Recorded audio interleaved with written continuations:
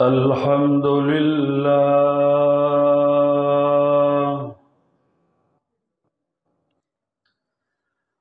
الحمد لله نحمده ونستعينه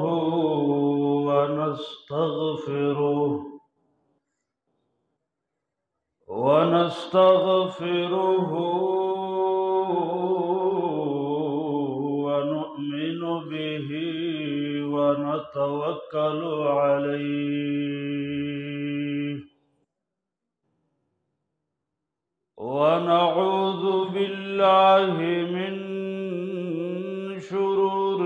أنفسنا ومن سيئات أعمالنا.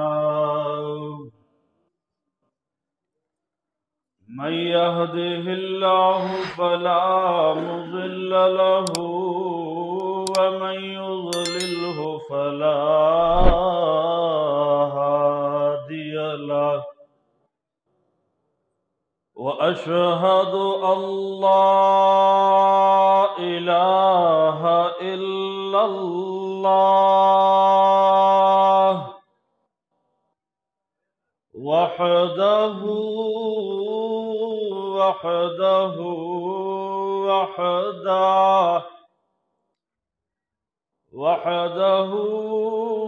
لا شريك له ولا وزير له ولا مشير له لا ند له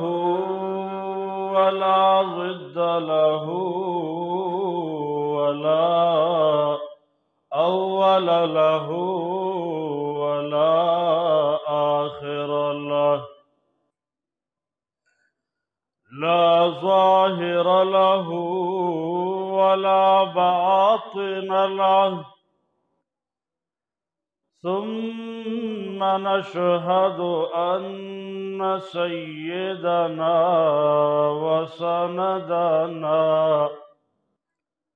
وحبيبنا وشفيعنا وسيدنا وسندنا ومولانا محمدا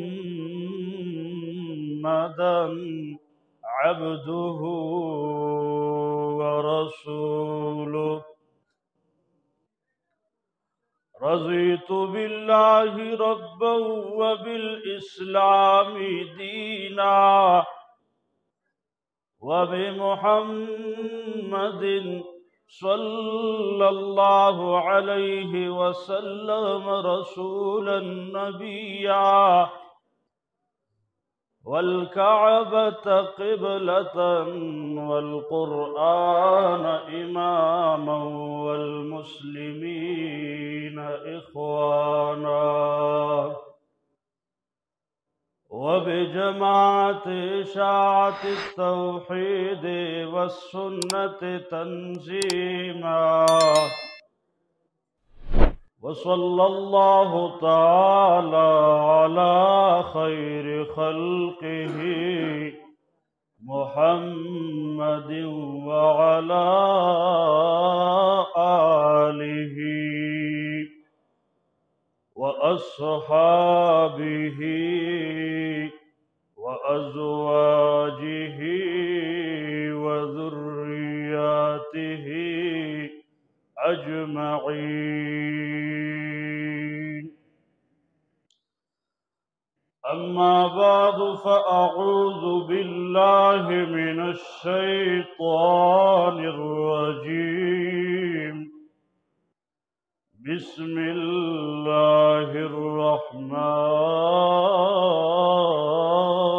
الرحيم.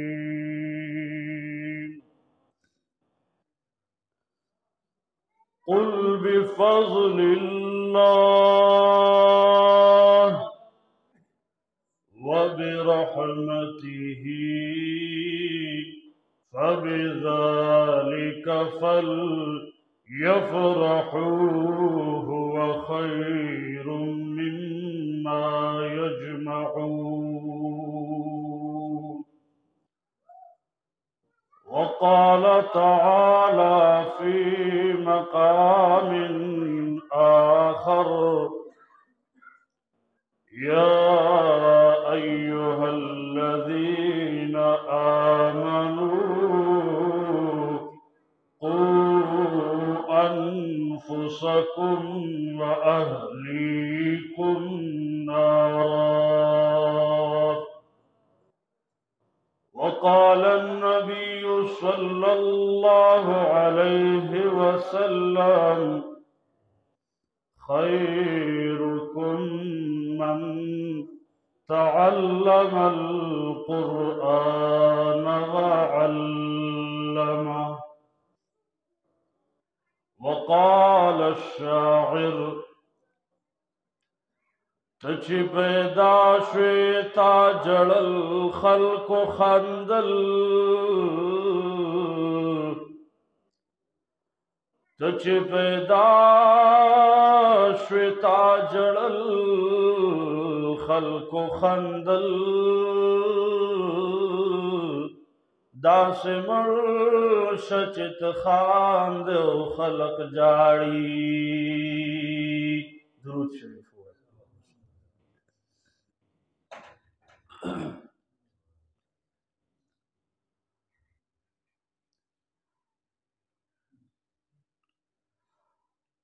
زما عزتمندو مسلمانانو ورونو، منګه او تاسو چې دې ځای ته راجمع شوي یو، د هغې مقصد او مطلب د ټولو سامعینو مخې ته دی چې زمونږ یو برادر مکرم حضرت مولانا اسفندیار صاحب هغه علم تکمیل ته رسیدلی دی او ختم بخاری شریف هغه دستربندي شوې ده. د هغه خوشحالۍ په نسبت باندې دا پروګرام جوړ شوی دی. زما عزتمندو علماء کرام مخکم بیانونه وکړل او انشاءالله والد محترم به تفصیلی بیان کوي، خو څو خبرې مختصر ستاسو مخې ته وړاندې کوم. زما عزتمندو فارسیوانان یو خبره کوي چې این سعادت بزور بازو نیست، تا نبخشد خدای بخشنده. دی دنیا کې ډیر کارونه داسي چې هغه د عهدې په طاقت باندې نه کیږي، هغه د مال په طاقت باندې نه کیږي، هغه د حسن او جمال په طاقت باندې نه کیږي، هغه د حکومت په زور باندې نه کیږي، هغه صرف اور صرف فضل الهی غواړي. یو پلار به ډېره تمنا وي چې زما بچی علم وکړي، حفظ وکړي، پیسې به لګوي، کله یو مدرسې ته کله بلې مدرسې ته، خو چې الله رب العزت نی غوښتې نو د پلار محنتونه وي، د مور محنتونه وي، خو بچی علم او حفظ مونه کړي، اکثر ناظره مونه کړي. دا چې چا باندې الله رب العزت احسان کړي، د اسفندیار مولوی صاحب نه ښه خلک په دې علاقه کې د مال په اعتبار سره به هم مضبوطي، د عهدې په اعتبار سره به هم مضبوطي، د نسب په اعتبار سره به هم مضبوطي، او د حسن او جمال په اعتبار سره به هم خوي او الله رب العزت د علم دا منصب دا غطا دی دته وسپار او دنه عالم جوړ کړ الله رب العزت زموږ د ټولو کشرانو دغه سه علمی او دینی ترقی نصیب کی عزتمندو من پخله داوا کو چې مسلمانان یو پخله داوا کو چې د جناب رسول الله صلی الله علیه وسلم امتیان خدا داوا صرف اور صرف ترخلی در حد پوری دا او نور اخوا نشتا که عمل تا وګورو نو عمل د دین خلاف عمل د اسلام خلاف عمل د قرآن خلاف من وایو یره زړه کې سکون نشتا مال شته خو اطمینان نشتا اولاد شته خو اطمینان نشتا پیسې شته خو اطمینان نشتا گاڑی شته خو اطمینان نشتا بنگله شته خو اطمینان نشتا زما عزت مندو منگا د اطمینان شی پر خود دے منگ چه اللہ رب العزت کم د اطمینان شی پنخ کڑ دے اور کم شی د اطمینان دے اغیت منگ شا کڑ دا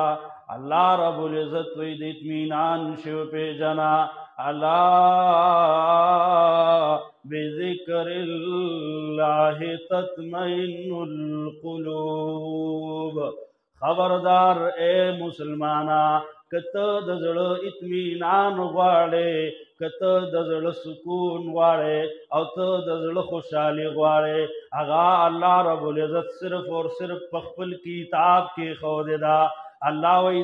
د زړه اطمینان هغه زما په یاد کې دی زما په قرآن کې دی ورې یاد ساته که موږ وایو چې بنګله کې به اطمینان وي نو بنګله کې اطمینان نشته دی ته ورشه چې دا کم بنګلو کې ناستي زړه ولټوه نو ګورې اطمینان نشته دی موږ وایو یاره عهده کې به اطمینان وي ورشه عهدې والا ولټوه خو اطمینان نشته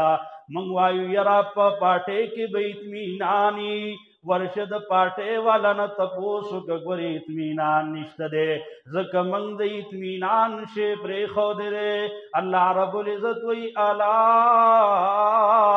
بذکر اللہ تطمئن القلوب خبردار گورے که د زړه اطمینان غواړئ چې ماته د زړه اطمینان حاصل شي نو هغه الله رب العزت صرف په خپل کتاب کې ښودی دی او د الله د کتاب سره زموږ څه معامله ده یو مشر عالم خبره کوله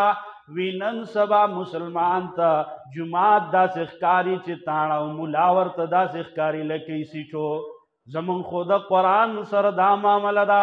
قرآن جماعت تا نرانیز دیکی گو دا اللہ کتاب تا نرانیز دیکی گو جناب رسول اللہ صلی اللہ علیہ وسلم یور صحابہ کرامو تا نصیحت کئی واس کئی تقریر کئی نبی علیہ السلام مشرعت الساعة د قیامت علامات غټ غټ چکم دی اغا نبی علیہ السلام فرمایلیو چې اخر قیامت ته نږدې بس علامات پیدا شي هغې کې یو علامت دا ذکر کړو جناب رسول الله صلی الله علیه وسلم فرمایل قیامت ته نږدې به د جماعتونو نه لارې جوړې شي قیامت ته نږدې به د جماعتونو نه لارې جوړې شي صحابه کرامو تپوس کوي د الله رسوله څنګه به د جماعتونو نه لارې جوړې شي ځکه صحابه کرام چې به د جناب رسول الله صلی الله علیه وسلم په مجلس کې ناستو زمونږ استاسو په شان نو ناست کله به دا مولي صاحب بس کوي چې زه کور ته لاړ شم یا چېرته حجره کې کښېنم ګپ ولګم نه صحابه کرام به د طلب په نیت باندې ناستو چې څنګه به د جناب رسول الله صلی الله علیه وسلم د خولې مبارکې نه خبر روزي او موږ به په هغې عمل کوو هغوی به د عمل په نیت ناست وو. مونږ د بګار په طور ناست یو. مونږ وایو کنوز مولوي صاحب به وایي چېرې جومات ته نه راځي، دا پلانکي به وایي چېرې دې جومات نه د طلب په نیت نه راځو. حافظ ابن قیم رحمه الله لیکلي دي یو 3 شرطونه لیکلي دي چې کم مجلس کې دا وي، په کم مجلس کې نو د هغه مجلس والا اوریدونکي به د خیر نه خالی نه پاسي. حافظ ابن قیم رحمه الله 3 شرط لیکلي دي چې په هر مجلس کې دا 3 خبري نو بغیر د خیر نه به دا اوریدونکي نه پاسي. من چې درس ته کینو یو تبلیغی دعوت والا خبره کوي، تعلیم ته کینو یا یو بل مسلمان د خیر خبره کوي هغې ته کینو، نو حافظ ابن قیم رحمه الله لیکلي دي چې دا 3 شرط کم مسلمان ځان کې اوریدونکي ځان کې راولي نو دی به د جولې به الله رب العزت د خیر نه ډکوي. اول چې ته کینی یو مجلس کې د هغې دپاره ضروري دا خبره ده چې ته به ځان دین ته محتاج ګڼې چې ای الله زه خو د ګندګۍ بوجۍ یم، ټول ګندګي ده او د هغې باوجود زه تا راوستم د خپل پاک کور کې د کینولم، تا راوستم خپل پاک د نبي علیه الصلاة والسلام تعلیماتو ته د کینولم، تا راوستم د الله رب خپل کتاب ته د کینولم، نو ځان به محتاج ده. دویمه دا خبره ده چې دې ته به نه ګورې، لا تنظروا الى من قال بل انظروا الى ما قال. دې ته به ګورې چې دې د چا خبره، دې ته به نه ګورې چې دا څوک بیان کوي، دا خو هغه مولوي صاحب دی بل ورځ موږ سره په پلانکي ځای کې ناست و دا داسې خبره کول، دا کارونه کول، یا د پلانکي تبلیغي دی اوس موږ ته دین بیانوي، ده خو بل ورځ په پلانکي ځای کې دا جل کې ډینګري ځای کې نه دې ته به نه ګورې چې څوک خبره کوي، خبرې ته به ګورې چې د چا خبره کوي. بیان کوونکي دا حاصل ادا دی چې د بیان کوونکي د عیب نه به سترګې پټې، د بیان کوونکي د عیب نه به سترګې پټې، بس دې ته به ګورې چې دا ما ته د چا خبره کوي، هغه خبرې ته به ګورې. لا تنظروا الى من قال بل انظروا الى ما قال. 3م شرط هغه دا ذکر کړی دی چې دین ته زده کې نو د زړه په غوږونو به دین ته غوږ دی، د زړه په غوږونو چې دا څه به ني چې په یو غوږې اورې په بل غوږې وباسې، نه د زړه غوږونه به متوجه کې چې دا خو د الله خبره کېږي، دا د جناب رسول الله صلی الله علیه وسلم ارشادات او فرمودات دا ماته بیانېږي. کله چې کم مجلس کې دا 3 خبرې رالې نو حافظ ابن قیم رحمه الله لیکلي دي چې داسې اورېدونکي به د خیر نه باقي د خیر نه ډک به دی جولې خیر الله رب العزت دی جولو کې به خیر اچي او ډک د خیر نه به د دغې مجلس نه پاسي. زما عزتمندو ما خبره کوله، خپلې خبرې ته راځم. جناب رسول الله صلی الله علیه وسلم فرمایل اخر زمانه کې بعد جماعتونو نه لارې جوړې شي. صحابه کرامو عرض وکړ اے د الله رسوله څنګه به لارې جوړې شي؟ جناب رسول الله صلی الله علیه وسلم فرمایل قیامت ته نږدې به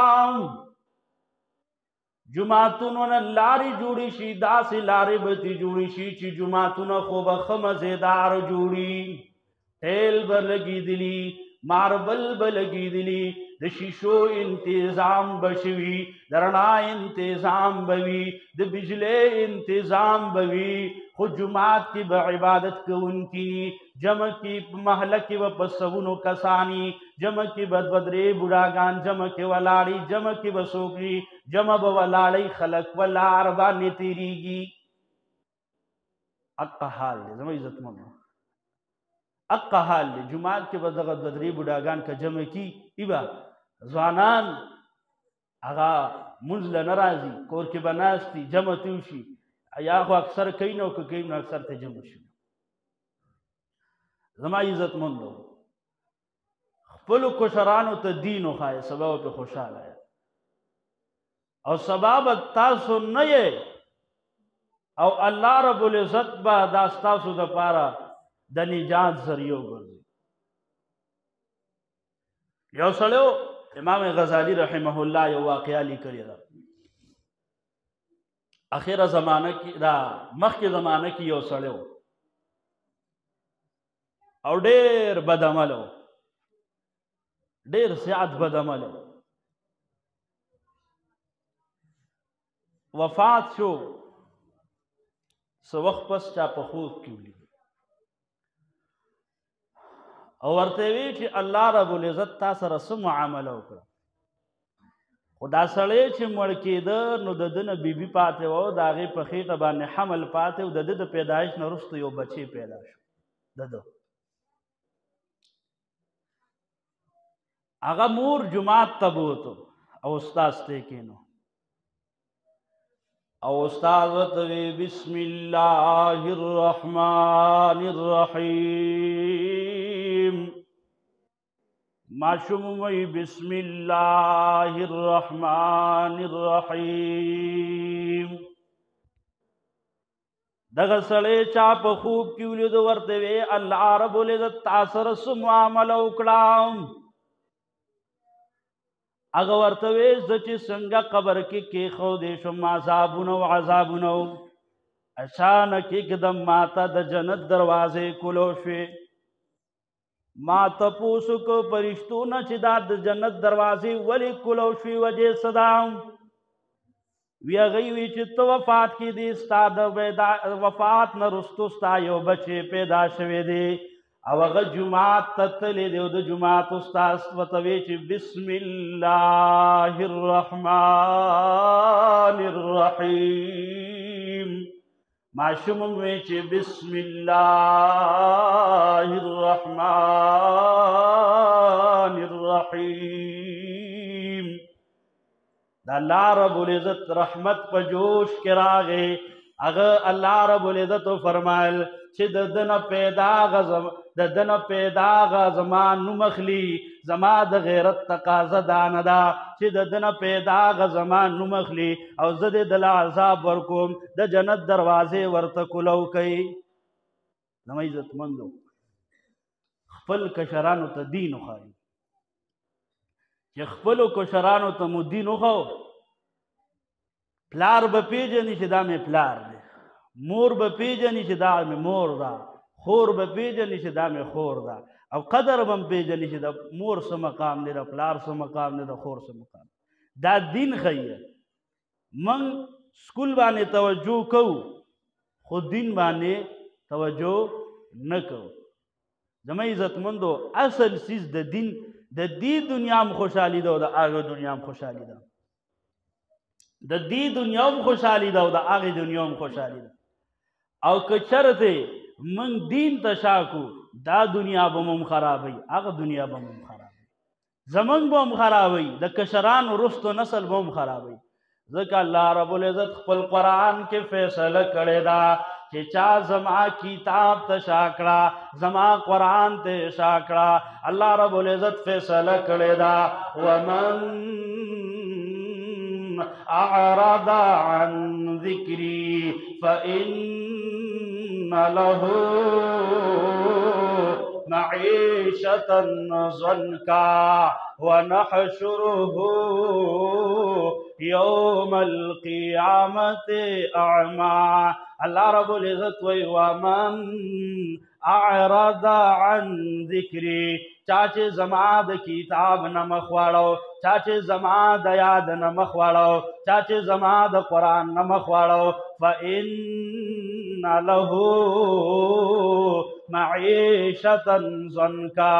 جن بے لنڈو تنگی د جن پا خوشالو بن پیگی مال بی عہدہ بی پارٹی بی بنگلہ بی گاڑی بی جیداد بی خوبیاویم پا زندگی کی اطمینان نی ذکر اللہ رب العزت فیصلہ دا کہ چا زماد کتاب نمخ وڑو فإن له معیشة ضنکا جن بے لنڈو تنگی او دا گوری آساتا ستا د ناظم فیصله نه ده ستا د ایم پی اے فیصله نه ده ستا د یو ملک د بادشاه فیصله نه ده دا د بادشاهانو د بادشاه فیصله ده چې فإن له معیشتا ضنکا جن بے لنڈو تنگی دا خود دنیا سزا شوا اللہ رب العزت دا آخرت کے بے سحالی اللہ وی دا خود دنیا سزا شوا چی جن بے لنڈو تنگی آخرت سزا بیسی ونحشره یوم القیامت اعما اللہ رب العزت وی دا قیامت پرز بے منگلان دا پورتکو نو دا دنیا مروانا اگا دنیا مروانا وجہ صدا منگ دا اللہ کتاب تشا کڑے دا جہانم دا سے اگا جہانم دا سے تا سوکل المسلمان گٹ دے سوکلا ہم عزت مندو خپلم دین تا متوجہ شو کشرانم دین تا متوجہ کو ما یو آیاتی کریم الوستو اگے کہ اللہ رب العزت فرمائے قل بفضل اللہ